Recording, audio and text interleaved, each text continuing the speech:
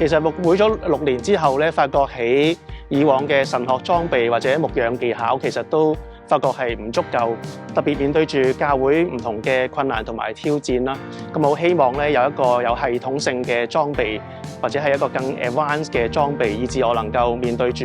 教會唔同嘅挑戰困難，甚至乎社會個轉變嘅形勢咁快，點樣能夠配合翻我嘅處境，去能夠作出一個更好嘅牧養呢？咁點解揀中神去修讀呢個教牧學博士課程？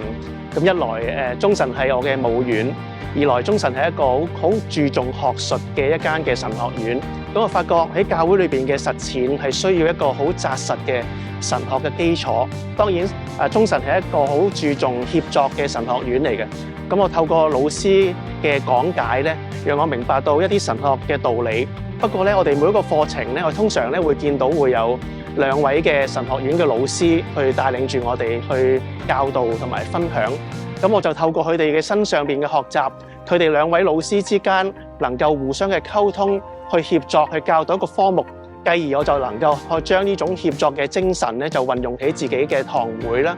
弟兄姊妹之間嘅協作啦、領袖之間嘅協作啦、教會同教會之間嘅協作，甚至乎教會同機構之間都可以有協作嘅機會。呢個係對我嚟講有好大嘅得着嘅。我諗中神俾我教牧學博士一個最好嘅、最重要嘅得着咧，就係裝備咗我能夠自己去研究一個嘅教會嘅問題。因為本身堂會嘅裏邊都要面對住好多唔同教會嘅困難同埋挑戰，